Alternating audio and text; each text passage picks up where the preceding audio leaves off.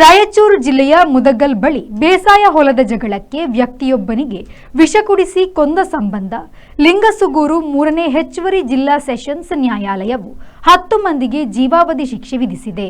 ಹೊಲದ ಸಾಗುವಳಿ ಸಂಬಂಧ ಅಮರೇಶ ಎಂಬುವವರನ್ನು ಬಸಪ್ಪ ಮತ್ತು ಸಂಗಡಿಗರು ವಿಷ ಕುಡಿಸಿ ಕೊಂದಿದ್ದಾರೆ ಎಂದು 2019ರ ಜನವರಿ 1ರಂದು ಮುದಗಲ್ ಪಟ್ಟಣದ ಪೊಲೀಸ್ ಠಾಣೆಯಲ್ಲಿ ಪ್ರಕರಣ ದಾಖಲಾಗಿತ್ತು. ಅಂದಿನ ಸಿಪಿಐ ಎಸ್ ಹಿರೇಮಠ ಅವರು ಪ್ರಕರಣದ ಆರಂಭಿಕ ತನಿಖೆ ನಡೆಸಿ 10 ಮಂದಿಯ ವಿರುದ್ಧ ಕೋರ್ಟಿಗೆ ದೋಷಾರೋಪ ಪಟ್ಟಿ ಸಲ್ಲಿಸಿದರು. ಬಸಪ್ಪ ಹುಲಗಪ್ಪ, ಶರಣಪ್ಪ ಗೌಂಡಿ, ಹುಲಗಪ್ಪ ಗೌಂಡಿ, ಅಮರೀಶ ಗೌಂಡಿ, ದೇವಪ್ಪ ಗೌಂಡಿ, ಶಂಕರಮ್ಮ ಗೌಂಡಿ, ಯಲ್ಲಮ್ಮ ಬೋವಿ, ಶರಣಪ್ಪ ಬೋವಿ, ಹನುಮವ್ವ ಶರಣಪ್ಪ ಮತ್ತು ವಿನೋದ ಗೌಂಡಿ ಈ 10 ಮಂದಿ ಆರೋಪಿಗಳ ಅಪರಾಧ ಸಾಬೀತಾಗಿದೆ ಎಂದು ಜೀವಾವಧಿ ಶಿಕ್ಷೆ ವಿಧಿಸಲಾಗಿದೆ.